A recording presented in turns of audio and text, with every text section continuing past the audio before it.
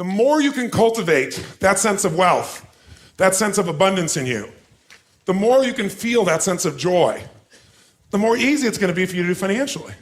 Because you're not going to be in this scarce, fearful mode. Now, that's not enough by itself. You can have this great sense of abundance and do the wrong mechanics and be a disaster. True or false? But if I had to have an area to get you started with, you want to have the emotion and psychological strength, because that's going to carry you through when the mechanics are boring or frustrating, or when things aren't working out. Your emotion, your psychology is what will carry you. It'll get you to keep doing it. Everyone knows, if you've done any studies, Dr. Seligman is very famous for doing studies on optimism. And in those studies, you know what he found out?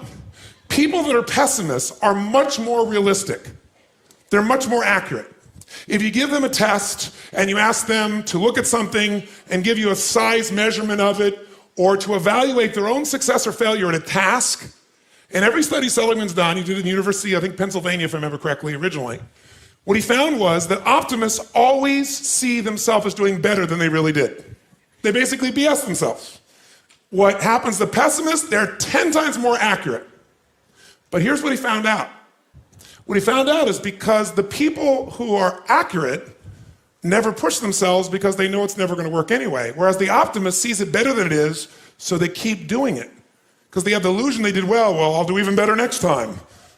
And because of that optimism, they did it more often, and so optimists succeed at a 4 to 5-fold, depending upon the task, result ultimately beyond anything that a pessimist will do, and they're not as accurate.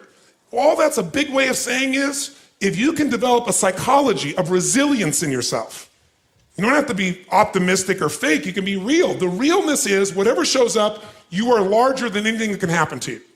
You are larger than any financial challenge you could ever face. Initially, we'll say, well, look at their houses, look at their homes, and they don't really have electricity, they don't have this, but they don't feel poor. It's your identity. The way you define the wealth determines whether you're wealthy or not. So are there enough things for you, knowing that 2/3 of the planet lives on $2 a day, that you could get yourself to really feel grateful, yes or no? Yes. How much of your life do you get benefits from today that you never had to create? Think about it. Like I said, the roads you ride on, the library, the books you didn't have to write, right? The internet that you can access in seconds and get answers to just about anything. The people in your life that you didn't have to raise, but are there for you. Think about all the different aspects of your life. If you want to be wealthy, all you have to do is associate. So before we do the financial part, because financial independence is different than wealth. Wealth is that state of mind. Financial independence is being in that position where you don't ever have to work again. That if you work, you do it because you really want to. Now, I'll give you a clue. If you get financially independent and you don't work, you'll be miserable. I can't tell you how many friends I have that sold their company, made $50 million. One man made almost $1 billion and was really excited for a while. But after a while, it was like bored.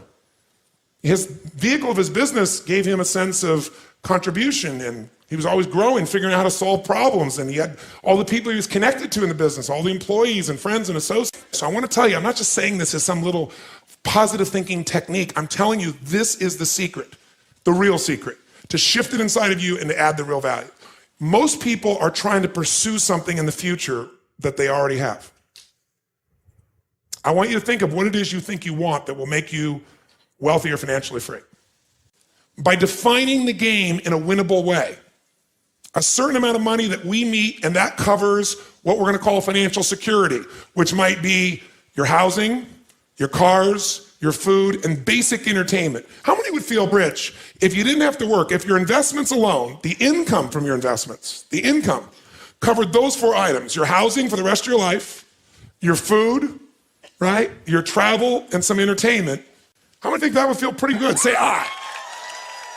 And by the way, that number is way smaller than what most of you think of when you think about being financially independent, which is everything covered without working. So why not get the first one down pat? And you're going to know exactly what that number is for you and what it's going to take for that number where you don't have to work to meet it. Then we can look at financial independence, where you don't have to work and everything is covered. Then we go to financial freedom. You don't have to work and everything you can think of is covered.